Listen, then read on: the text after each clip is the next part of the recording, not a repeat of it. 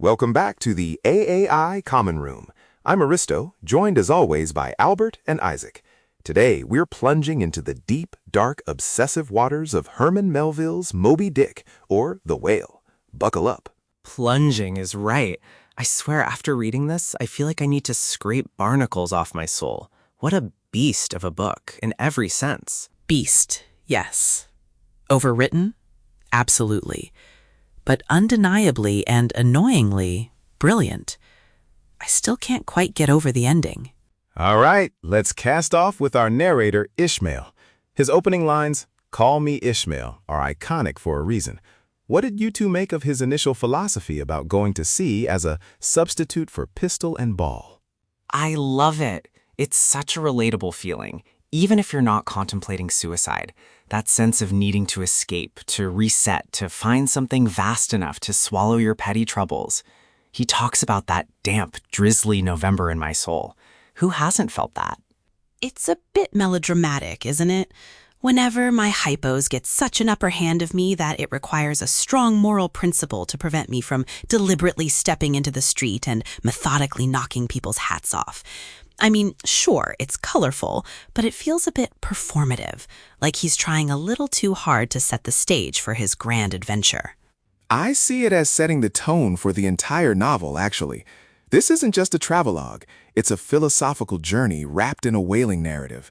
And his connection to water, how he describes people drawn to the sea, meditation and water are wedded forever. It immediately tells you this isn't just a job for him. Exactly. He calls it the ungraspable phantom of life reflected in water, like Narcissus.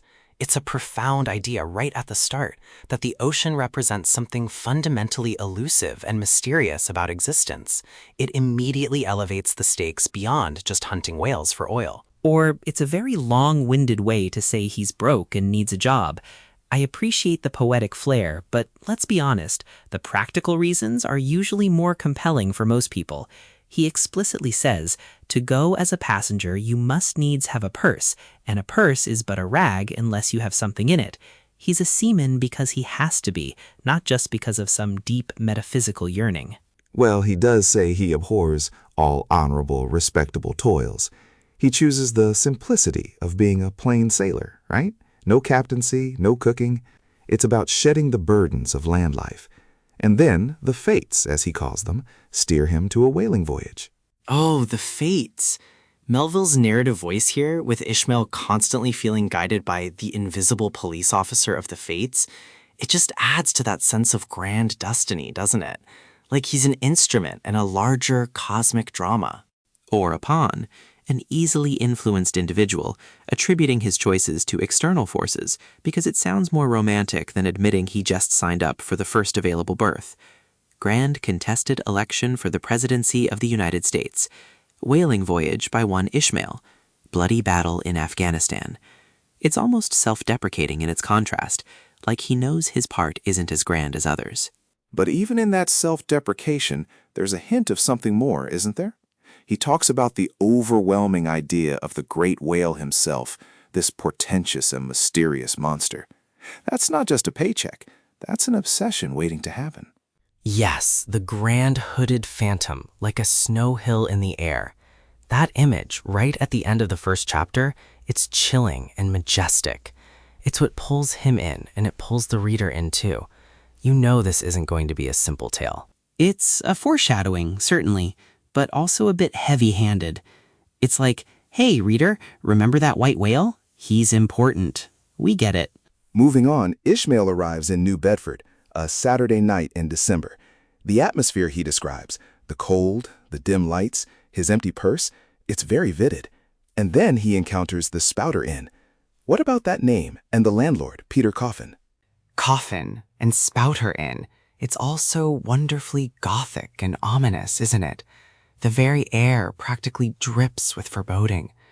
And the description of the inn itself, a gable-ended old house, one side palsied as it were, and leaning over sadly. It's almost a character in itself, decaying and weary. More overwriting. The palsied house, the swinging sign had a poverty-stricken sort of creak to it. We get it. It's a dive. Melville can be a bit much with the descriptions. And Peter Coffin, the landlord, is just a colorful eccentric, not a harbinger of doom. He's just a guy running a cheap lodging. But he's also the one who suggests Ishmael share a bed with a harpooner, right? Which leads to the wonderfully strange introduction of Queequeg. What were your first impressions of this dark-complexioned chap who never eats dumplings? He eats nothing but steaks, and he likes them rare. The suspense around Queequeg is fantastic. Ishmael's escalating paranoia about his potential bedfellow, especially the landlord's bizarre story about him peddling his head. That scene is just pure, delightful absurdity, until you realize what kind of heads he's actually selling.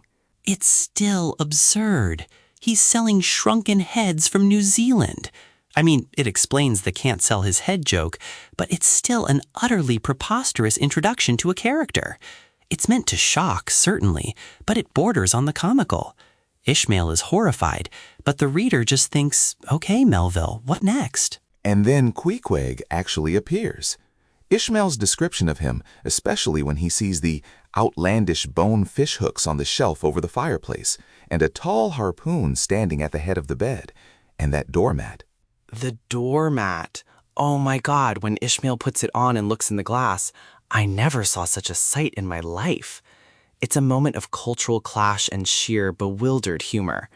Queequeg is introduced as this utterly alien figure, covered in tattoos, sleeping with a tomahawk. It's brilliant character work. I appreciate the doormat for its comic relief, but it also highlights Ishmael's prejudices.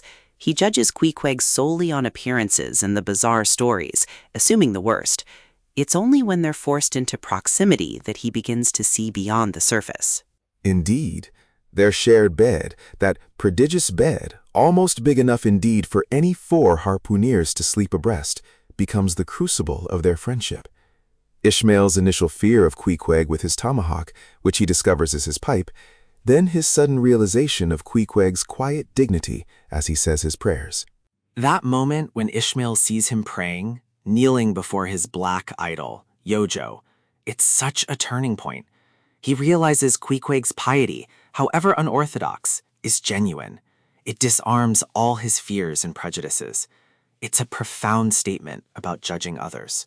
It's a convenient turning point. From fearing for his life, Ishmael immediately decides Queequeg is not at all a savage and a bosom friend. It feels a little too fast, a little too neat. I mean, they're still 2 strangers from wildly different worlds, forced into the same bed in a dingy inn. But the friendship does blossom, doesn't it? Their shared chowder, Queequeg throwing his arm over Ishmael in the most loving and affectionate way. It's a genuine connection that anchors Ishmael before he even sets foot on the Pequod, and it's significant that Ishmael, a loner, finds this deep connection. It's beautiful, really. Ishmael, the wanderer, finds a soulmate in the most unexpected place, in the most unexpected person. Queequeg is noble, loyal, brave. He's the ideal companion for the impending madness. And Ishmael's acceptance of Queequeg's idolatry is a testament to his own open-mindedness, a refusal to judge. Or a sign of his desperation for companionship. Look, I like Queequeg. He's arguably the most consistently decent character in the whole book, but the instant, unquestioning acceptance of his cannibal past and idolatry feels less like open-mindedness and more like Ishmael's romanticization of the exotic. That's a fair point, but their bond is crucial. It's what keeps Ishmael grounded, at least initially. They choose the Pequod, a ship from Nantucket. The descriptions of Nantucket itself as the Tyre of this Carthage, a whaling capital. What did you think of the sense of place Melville creates here? Nantucket is almost mythic in Melville's hands. It's this isolated, rugged island that breeds a particular kind of man obsessed with the sea and whales. It gives the Pequod and its crew a deep, almost ancestral connection to whaling that feels incredibly authentic. It's good historical context, I'll give him that. It roots the story in a real industry, a real place. But he spends a lot of time on it. Chapters dedicated to the history of whaling, different kinds of whales, cetology. Sometimes it feels like a textbook. Ah, the Satology chapters. We'll get to those. But first, the ship itself. The Pequod is not just any ship. It's described as a cannibaler craft, trysails and topgallant sails, all right whalebone, and her spars and masts are like the ribs of a strange beast. It's literally made of whale parts, isn't it? It's a living entity, practically. A monstrous ancient vessel that has devoured whales and carries their bones as trophies. It immediately tells you that this ship isn't just transportation. It's an extension of the hunt, a part of the whale itself. It's a ship steeped in death. It's a strong image, yes. It reinforces the idea that the Pequod is a vessel of doom. But the constant allusions to cannibalism, to death, to its ancient savage nature, it's all setting up the inevitable, isn't it? There's no subtlety to the foreshadowing of its demise. No, subtlety isn't really Melville's strong suit, especially not with the Pequod. And then the crew: Starbuck, Stubb, Flask. The three harpooneers: Queequeg, Tashtego, Daggoo. A microcosm of the world, all bound for this single fateful voyage. What struck you about these supporting characters? Starbuck, he's the moral compass, isn't he? The voice of reason, constantly trying to rein in Ahab's madness, reminding everyone of the true purpose of the voyage: profit, not revenge. He's tragic in his inability to sway Ahab. Starbuck is practical, not moral. He cares about the voyage's success and his family. His moral compass only really kicks in when Ahab's obsession directly threatens their lives and their earnings. Stubb is a clown, perpetually cheerful and indifferent, and Flask is just a bloodthirsty dwarf. They're less complex characters and more archetypes serving Ahab's narrative. Starbuck's pragmatism is certainly a key element. He's the one who sees the money, the oil, as the objective. He's a foil to Ahab's transcendent madness. And speaking of Ahab, he doesn't appear until chapter 28, which is surprisingly late in the book. What was your anticipation building up to his reveal? The suspense is excruciating. All these rumors and glimpses, the descriptions of his fiery temper and godlike and ungodly, all-seeing, almighty, all-destroying Ahab. You hear about his legend before you meet the man. It makes his eventual appearance so much more impactful. It's a classic literary technique, building up the antagonist. But honestly, by the time he appeared, I was thinking, all right already, show us the guy. The early descriptions are almost too much, threatening to make him caricaturish before he even speaks. And then he arrives. He was a grand, ungodly, godlike man, with that ivory leg made from a whale's jaw, the physical manifestation of his past encounter with Moby Dick. That leg is so central to his character. It is central. It's not just a physical wound, but a symbol of his psychological scarring. It's a constant, agonizing reminder of Moby Dick, guiding his every thought and action. The way he paces the deck, the tapping of that ivory leg, it's like the heartbeat of his obsession. The ivory leg is effective, I agree. It's a tangible representation of his wound and his monomania. But his instant demand for everyone to swear an oath to hunt Moby Dick, the way he manipulates them, it's very sudden and almost too effective. Where's the crew's agency? That's the quarterdeck chapter, right? Chapter 36. It's where Ahab reveals his true purpose.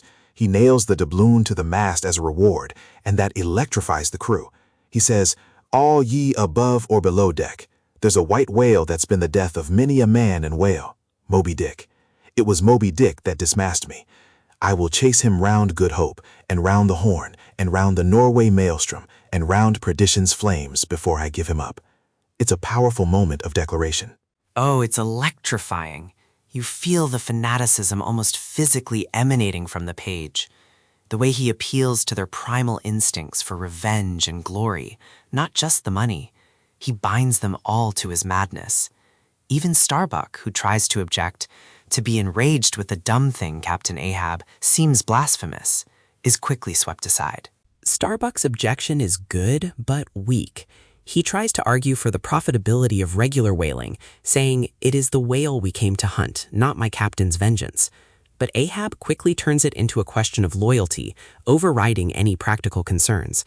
It's a bit too easy, isn't it, to just override the entire crew's common sense? The crew, for all their supposed experience, falls in line too quickly. It speaks to Ahab's charismatic, almost demonic power, doesn't it? He taps into something deeper than reason. And then Melville introduces the whiteness of the whale chapter. Why is Moby Dick white? What does that color signify to Ishmael? This chapter is mind-blowing. The whiteness for Ishmael is not merely a lack of color, but an all-colorless, all-color of atheism. It's terrifying because it represents an absence of meaning, a void. It embodies a primal, incomprehensible terror. It's the blank canvas upon which all fears can be projected. It's a brilliant conceptual leap, I'll grant you that, moving from a physical description to a philosophical treatise on terror. But again, it's a lecture. A very well-written, thought-provoking lecture, but Ishmael suddenly becomes an essayist. It disrupts the narrative flow. I think it's essential to understanding the whale's symbolic weight. Moby Dick isn't just an animal, he's a force, a symbol of nature's indifference or even malevolence. And the whiteness accentuates that, making him both ethereal and monstrous. It's why Ahab's quest becomes so profound. Absolutely. It makes Moby Dick almost divine, or anti-divine. He's beyond human comprehension, an enigma. And Ahab, in trying to strike through the mask, is attempting to understand or conquer that ultimate terrifying mystery. And failing utterly, because you can't conquer the indifferent void. That's the point, isn't it? Ahab's struggle is futile. Let's consider some of the Satology chapters. Chapters like Satology, of the monstrous pictures of whales, the sperm whale's head, the tail. Isaac, you mentioned them being like a textbook. Do they detract from the narrative or enhance it? They absolutely detract. I understand Melville wanted to impart all his knowledge of whaling, but breaking the narrative for 20 pages on whale anatomy or the history of whale illustrations is just self-indulgent. It pulls you right out of the story. I found myself skimming, honestly. No. I loved those chapters. They provide such rich context and immerse you completely in the world of whaling. It shows Melville's encyclopedic knowledge and his passion for the subject. They're like digressions in a grand epic, offering a deeper understanding of the very thing Ahab is chasing. They elevate the book beyond a simple adventure story. I'm with Albert on this. They're part of the immersive experience.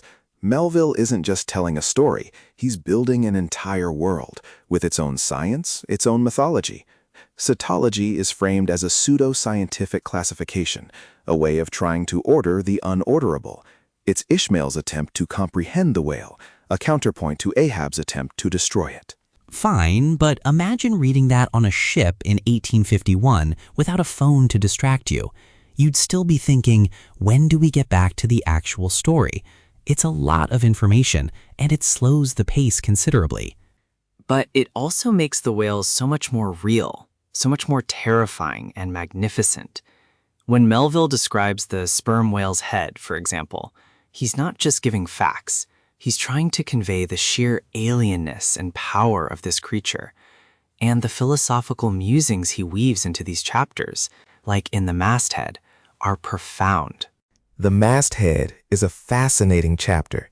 Ishmael describes the perils of the masthead, but also the allure, the way it makes one fall into reverie. There you stand 100 feet above the silent decks, in an open air of deep blue, and you see nothing but the ocean and the sky. He warns about the dangers of losing oneself in these dreamy Sabbath afternoons of the soul. That's where Ishmael critiques his own tendencies. He warns against the fatal swoon of reverie, the danger of being so lost in thought that you fail to notice the very thing you're there to spot. It's a caution against pure philosophical abstraction, a reminder that practical vigilance is necessary, even for the deepest thinkers. It's a nice little self-correction, acknowledging his own dreaminess, but it also feels like a warning from Melville to his readers not to get too lost in the philosophical tangents and forget the plot, which, ironically, he then continues to interrupt. Let's look at some of the encounters the Pequot has with other ships, the Gams. These are crucial for developing the legend of Moby Dick and for building Ahab's resolve. The first one is with the Goni. What happens there? The Goonie is a bad omen. They've been at sea for 4 years, sighted Moby Dick, and the captain warns Ahab, "God bless ye and have ye well, but beware of Moby Dick." And then a rope gets tangled around their boat, and their hailing trumpet falls into the sea. Everything points to bad luck. More blatant foreshadowing. Every ship they meet is either devastated by Moby Dick or warns them away.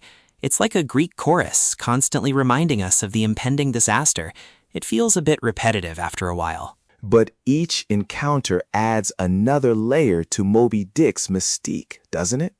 The albatross, the Jeroboam's story with Gabriel, the bachelor, the Rachel, the delight. The Rachel story is particularly poignant. The Rachel is heartbreaking. Captain Gardner begging Ahab for help to find his lost son, who was swept overboard chasing Moby Dick. And Ahab, in his blind obsession, refuses. It highlights his utterly dehumanizing monomania. He sacrifices even basic human compassion for his quest. It shows how far gone Ahab is. He's completely lost his humanity. But it also serves as a final, desperate plea for Ahab to reconsider, which he, of course, ignores. It's a moment designed to make the reader utterly despair for the Pequod. And the Jeroboam story with the mad prophet Gabriel, who warns against Moby Dick, calling him the Shaker God. He even prophesies disaster. Gabriel, he's a wonderful, terrifying character. His warnings are so vivid and unsettling, especially when he tells the captain not to touch the whale. It adds a supernatural, almost apocalyptic dimension to the hunt. He embodies the superstitious dread that hangs over the entire whaling world concerning Moby Dick. The mad prophets and the omens are all part of the epic tradition Melville is tapping into, but at some point, you're just waiting for the prophecies to be fulfilled. It's less about surprise and more about the inevitable march towards catastrophe. Let's delve into Ahab's character more deeply. What are the driving forces behind his obsession? Is it just revenge or something more? He says, "All my means are sane, my motive and my object mad." It's definitely more than just revenge. Moby Dick is the embodiment of all that is inexplicable and cruel in the universe for Ahab. He sees the whale as the pasteboard mask behind which an inscrutable malice hides, and he wants to strike through it to understand or conquer the very essence of evil or chaos. It's a profoundly existential struggle. I think it's simple, primal rage. He lost his leg, he lost his sanity, he can't let it go. He intellectualizes it with talk of inscrutable malice and pasteboard masks, but at its core, it's just pure, unadulterated hatred and a desire for retribution against the creature that maimed him. But even Starbuck recognizes a deeper current. In Chapter 109, Ahab and Starbuck in the cabin, Starbuck pleads with Ahab to abandon the chase, reminding him of his wife and child.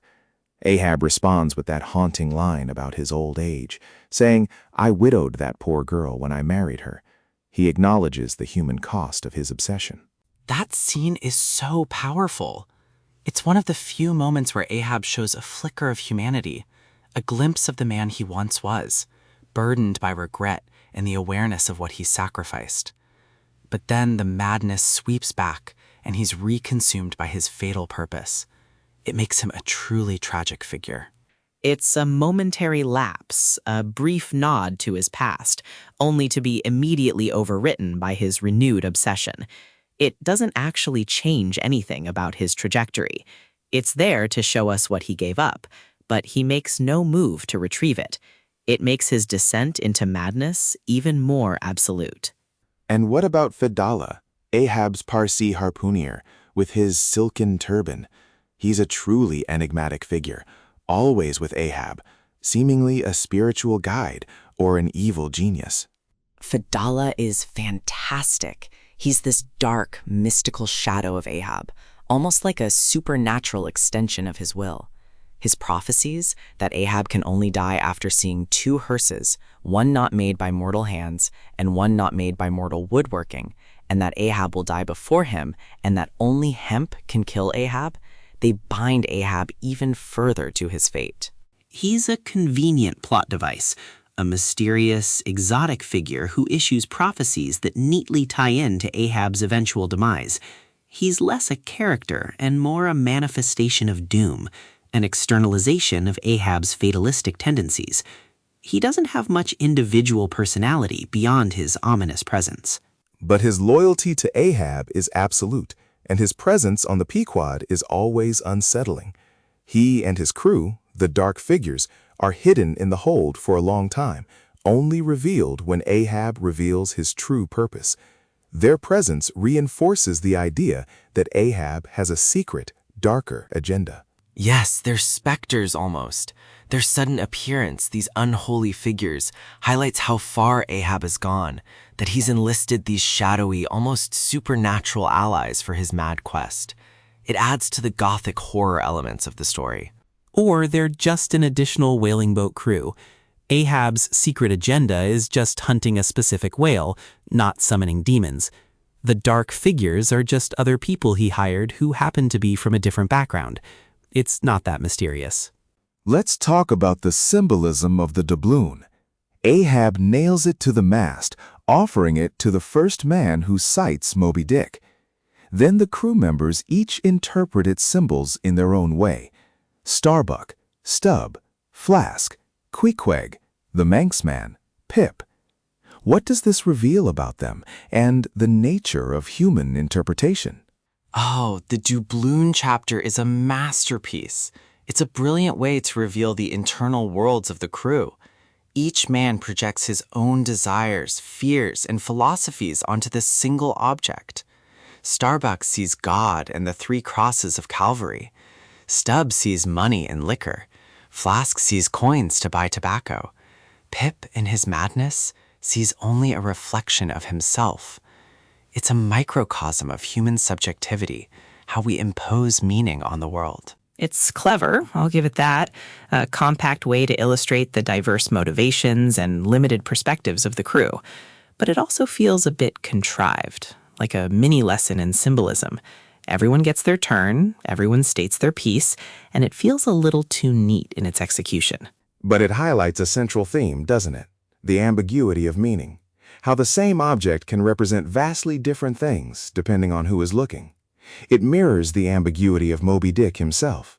Is he just an animal or something more? Yes, and Ahab and his interpretation sees himself, his own fiery heart, the ram of fate, and the 3 peaks of his own will. It reinforces his solipsism, his belief that the universe revolves around his personal struggle. And Pip's interpretation, or lack thereof, just underscores his mental brokenness. It's tragic, yes, but it doesn't add anything new to the themes. Speaking of Pip, his descent into madness after being abandoned in the sea during a whale hunt is one of the most poignant episodes. He says, "The sea had jeeringly kept his finite body up, but drowned the infinite of his soul." How does his character contribute to the novel's themes? Pip is the innocent, the fool, who sees the truth through his madness. He's a victim of the hunt, but also a source of unexpected wisdom. His childlike observations and pronouncements often cut straight to the core of Ahab's madness and the futility of their quest. He's a tragic, almost prophetic figure. He's a tragic figure, certainly, and his madness is well portrayed, but his role feels a bit forced, a bit too convenient as a wise fool. His sudden attachment to Ahab, the way he clings to him, feels more like a necessary prop for Ahab's minimal remaining humanity than a fully developed character arc. Yet Ahab shows a rare tenderness towards Pip, taking him into his cabin.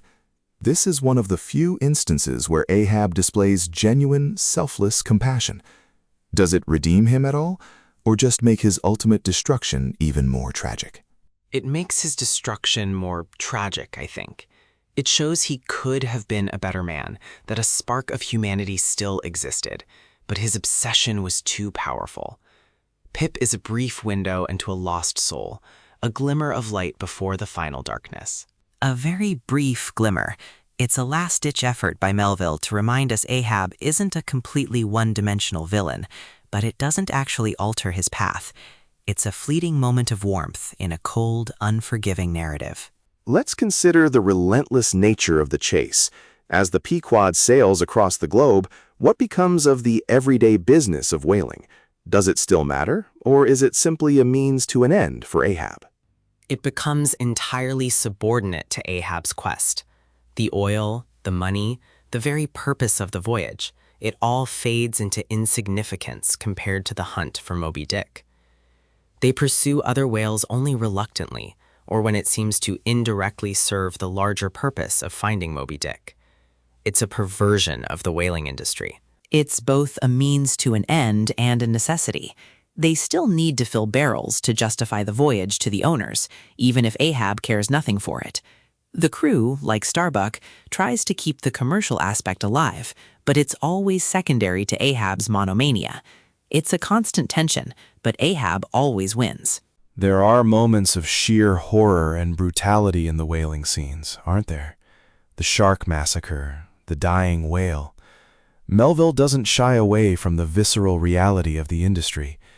How do these scenes affect the reader's perception of the Pequod's mission and the natural world? They're brutal and necessary. They strip away any romantic notions of whaling, revealing it as a bloody, violent business.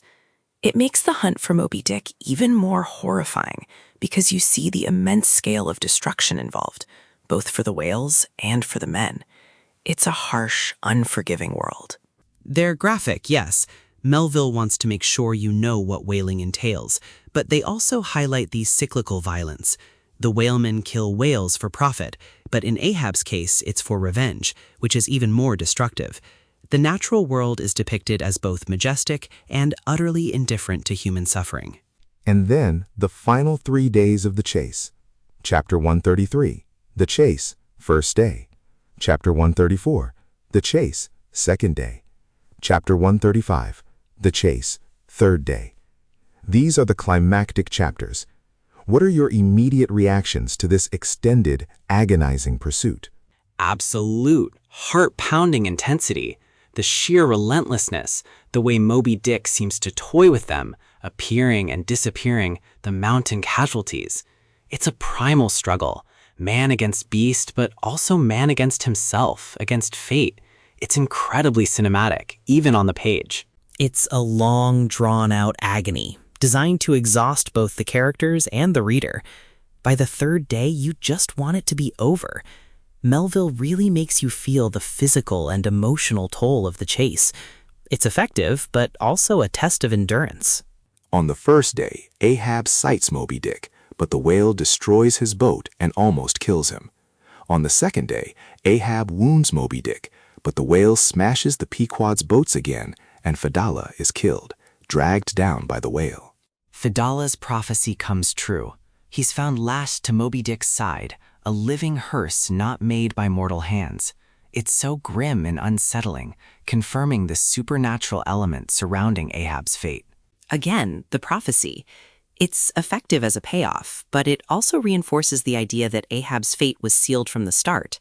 It reduces agency, I think, for the characters. They're just playing out a preordained script.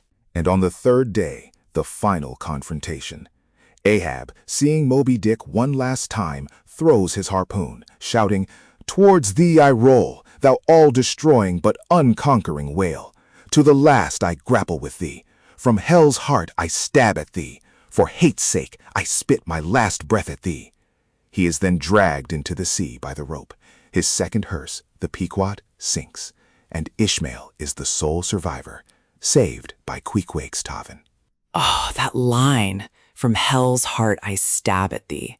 It's the ultimate defiant cry against a perceived unjust universe. And the image of Ahab dragged down by his own line, bound to his obsession in death as in life, is just perfect, horrifying poetry. The Pequod becoming the second hearse, pulled down by the whale, swallowing itself whole. It's epic. And Ishmael, saved by the very coffin he thought would be Queequeg's grave, becomes this solitary witness, this Job-like survivor. It's a dramatic ending, certainly. Ahab's death is suitably theatrical, fitting for his character, and the sinking of the Pequod, a metaphor for the self-destructive nature of obsession, is effective.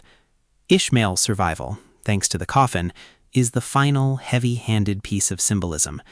It's all very neat, very tidy, tying up all the prophetic loose ends. The ungraspable phantom of life from the first chapter becomes the ungraspable phantom of death for Ahab. He chases it to the very end. What does Ishmael's survival signify? Is it merely a narrative device to tell the story, or something more profound about endurance and witnessing? It's absolutely more than a device. Ishmael is the one who swam to safety upon the coffin. He's reborn, in a way, from the wreckage of Ahab's madness. He embodies resilience, the ability to endure and to learn from the catastrophe. He's the witness, the chronicler, the one who carries the story forward, preventing the absolute oblivion of the Pequod's crew. He's the necessary narrator. Without him, there's no story. His survival is less about philosophical resilience and more about the practical requirement of having someone tell us what happened. The coffin is a neat trick, but it's still a trick. He's lucky, not divinely chosen. But the epilogue, it was the Rachel that in her search after her missing children found another orphan.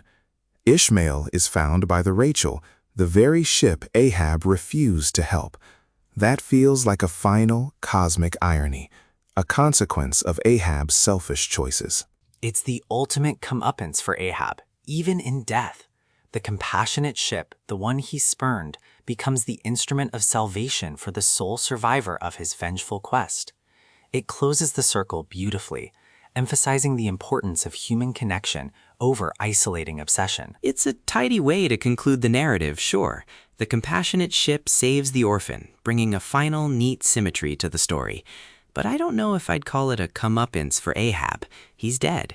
It's more of a moral lesson for the reader, and a convenient way to get Ishmael off the ocean. Let's zoom out a bit. Moby Dick is often seen as a foundational American novel. What does it say about America, or the human condition, that resonates even today?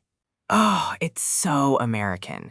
It's about ambition, unchecked individualism, the pursuit of an impossible dream, even when it leads to self-destruction. Ahab is the embodiment of that relentless, sometimes blind American drive. But it's also about man's relationship with nature, the vastness and indifference of the natural world, and our futile attempts to dominate it. It's an epic exploration of humanity's hubris. It's certainly an epic, but I think its contemporary relevance lies more in its examination of obsession and fanaticism. Ahab's monomania, his willingness to sacrifice everything and everyone for his personal vendetta, is a timeless cautionary tale. It shows how easily noble pursuits can morph into destructive obsessions. The American dream angle feels a bit anachronistic for a novel published in 1851. I think Albert has a point about American ambition. The whaling industry itself was a symbol of America's burgeoning commercial and adventurous spirit.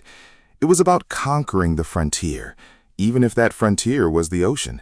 And Ahab, with his almost Protestant certainty and his righteous indignation, represents a dark side of that spirit.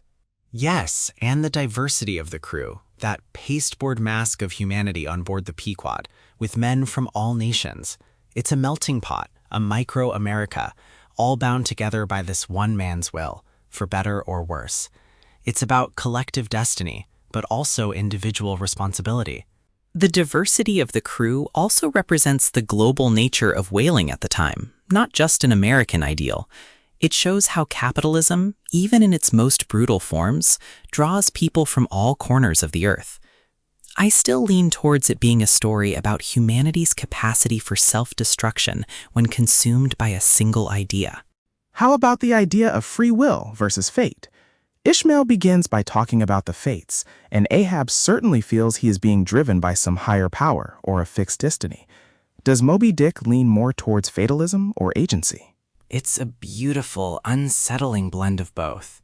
Ahab believes in his own free will, his ability to defy destiny, to conquer the unconquerable. But the prophecies, the omens, the inevitable sinking, they all point to a predetermined fate.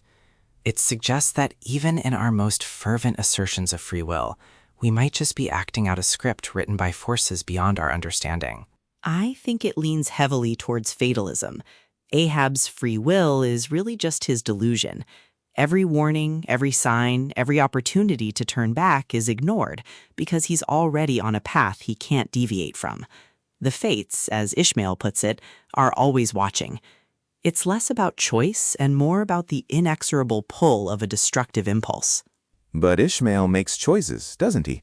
He chooses to go to sea, he chooses to ship on the Pequod, he chooses Queequeg as his friend. His early reflections on the invisible police officer of the fates suggest that even what feels like personal choice might be part of a larger, unseen plan. And his survival, his very act of telling the story, is a testament to the enduring human spirit, a kind of defiance of ultimate fatalism. He escapes the doom. He chooses to bear witness, to bring meaning out of the chaos. Or he's just incredibly lucky. He ends up on the very coffin that saves him.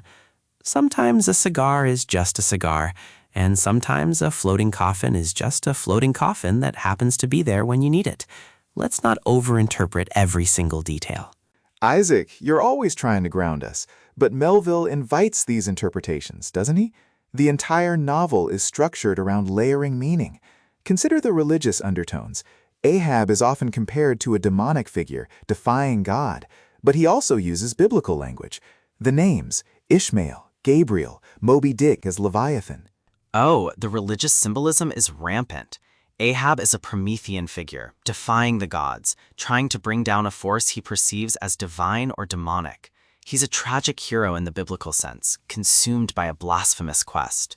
And Ishmael, the wanderer, the outcast, is explicitly named after the biblical figure, reinforcing his role as a lone survivor, an outsider. The biblical allusions are clear, but they're also part of the common language and cultural understanding of the time. It's not necessarily that Melville is making a profound theological statement, as much as he's using familiar archetypes to enhance the epic scope of his story. Ahab's defiance is more against nature than against a specific deity.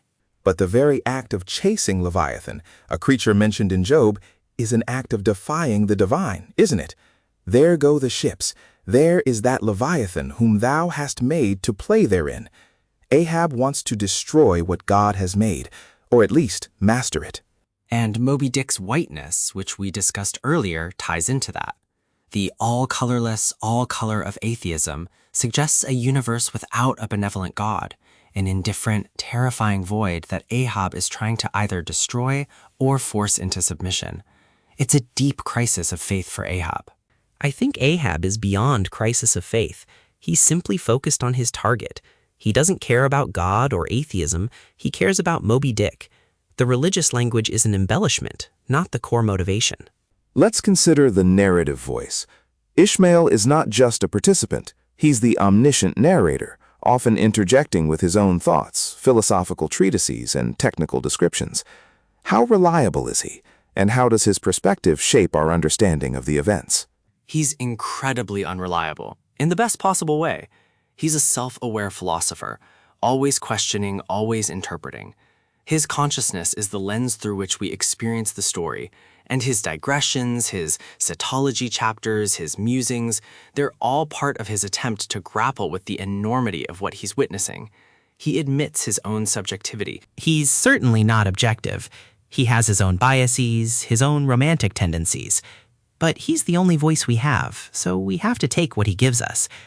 The constant philosophical interruptions, while sometimes illuminating, also feel like Melville couldn't resist putting his own thoughts directly into the narrative, rather than letting the story speak for itself. He describes himself as a sub-librarian at the very beginning, collecting higgledy-piggledy whale statements. He's a scholar and a storyteller. This layered narrative, with its extracts, etymologies, and Ishmael's shifting tone, is unique. It's not a straightforward adventure. It's a deliberate choice. Melville is playing with narrative forms, creating something truly experimental for its time. He's inviting the reader to engage not just with the plot, but with the very act of storytelling, of trying to comprehend the incomprehensible. The etymologies and extracts are a kind of meta-narrative, showing how different cultures have tried to define the whale. They're certainly exhaustive, and I acknowledge the ambition, But experimental can also mean disjointed. Sometimes it feels like Melville just threw everything he had into the book without much concern for narrative cohesion. It's like a colossal database of whaling information interspersed with a tragedy. That database of whaling information, as you call it, Isaac, is what makes the world of the Pequod so vivid. The descriptions of cutting in the whale, boiling the blubber in the tryworks, the sheer labor and danger involved. It's a deeply researched novel. The Tryworks chapter, chapter 96, that's one of the most haunting descriptions in the entire book. The infernal glow, the men silhouetted against the flames, fiery phantom faces as they work through the night. It's like a vision of hell, a literal descent into the inferno. It captures the sheer brutality and otherworldliness of their labor. It's a powerful image, yes, a hellish depiction of human industry. It's one of the moments where the descriptive prose really works to convey both the physical reality and the symbolic weight of their actions. But even then, he pauses to philosophize on it, doesn't he? Thus, in the fiery hunt, the bleeding way of life is marked by the flame of death. He does, but it integrates, I think, into Ishmael's ongoing attempt to make sense of his experiences. He's trying to find meaning in the midst of this chaotic, violent world. And the fact that they're doing this under the gaze of a vengeful captain, it just heightens the sense of impending doom. And the feeling of isolation out on the open sea, the vastness of the ocean. Melville really captures that sense of being utterly alone in an indifferent universe. The ship becomes their entire world, their prison, their destiny. It's a very claustrophobic book for all its expansive setting. The mental confines of the ship, the narrow focus of the hunt, Ahab's singular vision. It feels very contained, despite the global journey. Let's circle back to Queequeg. What is his ultimate role in the narrative? He nearly dies, has a coffin made, then recovers. He's a constant presence of warmth and loyalty, a contrast to Ahab. Queequeg is the moral anchor that Ishmael needs. He represents a natural, uncorrupted nobility, a spiritual integrity that transcends Western conventions. His nearly dying and getting his coffin ready, then recovering, is a profound statement about the fragility of life and the unexpected turns of fate. And that coffin, then saving Ishmael, is the ultimate testament to his enduring impact.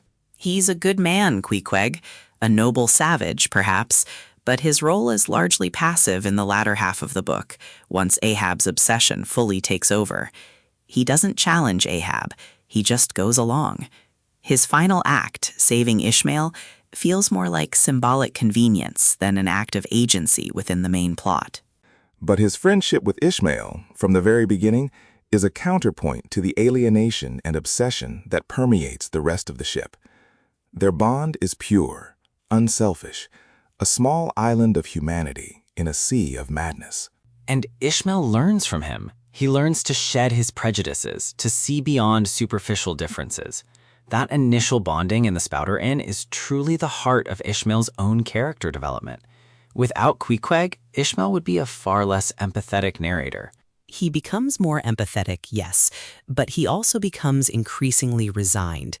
He observes, he comments, but he never actually intervenes to stop the madness. He's a chronicler, not a hero. Is that Ishmael's role, then, simply to bear witness?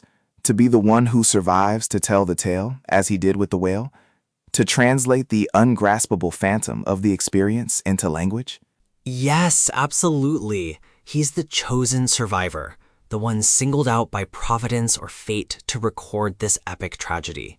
He's not just recounting events, he's trying to make sense of them, to impose narrative order on chaos.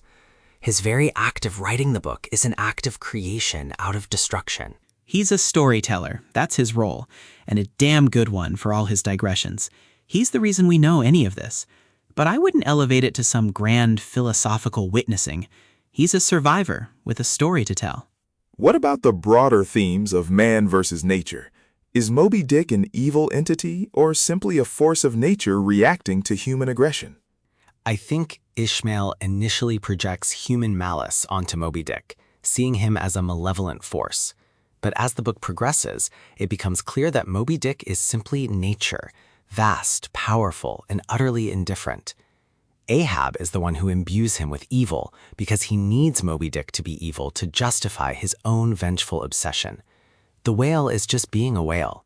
Moby Dick is just an animal, an incredibly powerful, intelligent, and dangerous animal, but an animal nonetheless. Ahab's mistake is seeing it as anything more. He personifies it, demonizes it, and that's his downfall. It's a classic case of man projecting his own internal demons onto the external world. So the real monster is not the whale, but Ahab's own unchecked ambition and hatred. Precisely. The whale is merely a catalyst, a mirror for Ahab's madness. The true terror comes from within Ahab, from the human capacity for self-destructive obsession.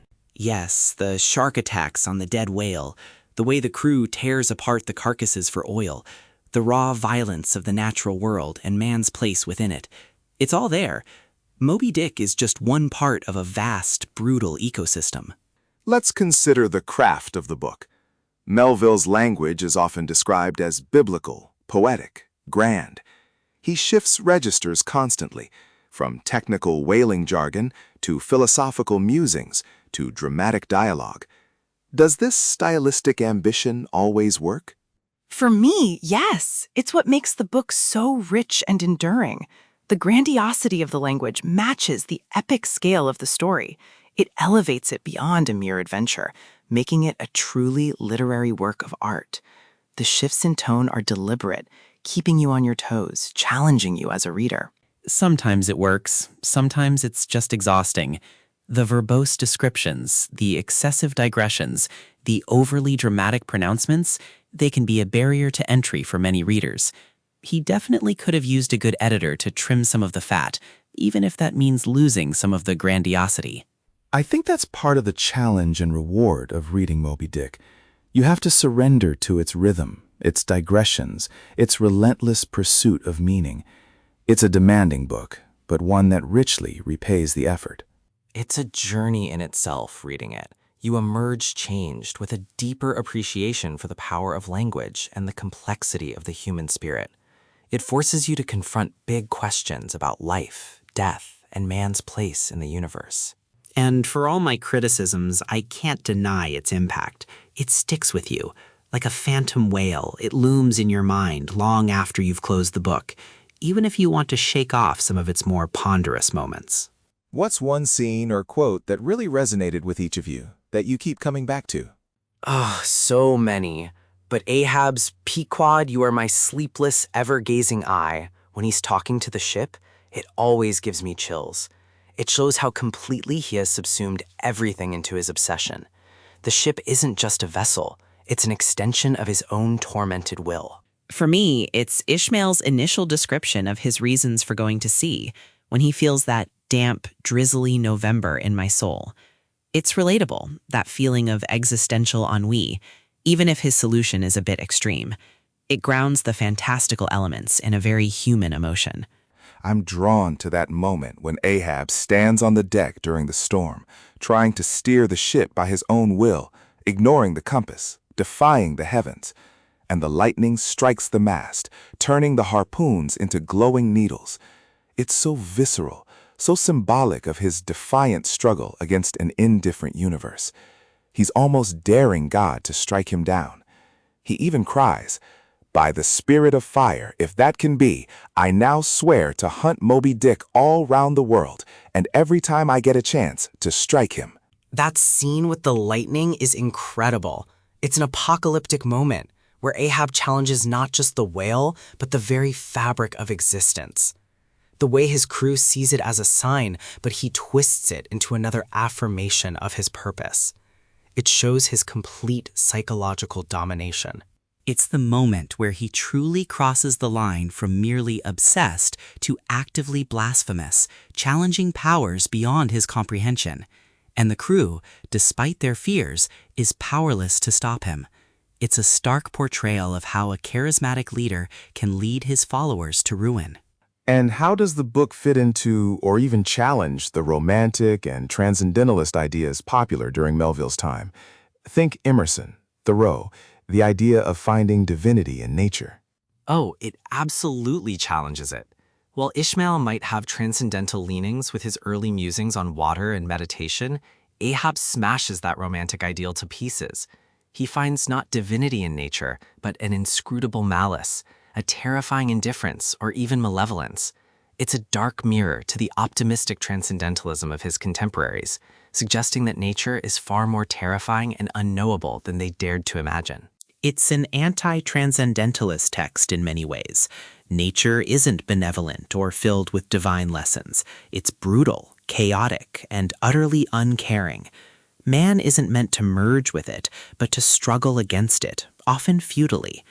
Ahab tries to assert human will over nature, and nature simply swallows him whole. So it's a critique of human exceptionalism, perhaps. The idea that man is somehow superior to or destined to dominate the natural world. A very strong critique. It suggests that our attempts to conquer or even fully comprehend nature are often acts of hubris, leading to inevitable destruction. Moby Dick, the whale, remains unconquered in the end, despite Ahab's fiery rhetoric. And the smallness of man in the face of the vast ocean and its creatures. Even the mighty Pequod is just a toy to Moby Dick in the end. It's a humbling narrative, reminding us of our limits. This has been a truly deep dive into Moby Dick. I think we could talk for another hour, but for now, we're almost out of time. Before we go, Isaac, tell our listeners what's one question that Moby Dick leaves you pondering that you'd love to hear their thoughts on? All right. Despite all the suffering and destruction, Ishmael still describes the ocean as a place of wonder, essential to his being. He had to go to sea. So my question for you all is, after witnessing Ahab's destructive obsession and the brutal end of the Pequod, do you think Ishmael's fundamental outlook on the sea and his compulsion to sail remains unchanged?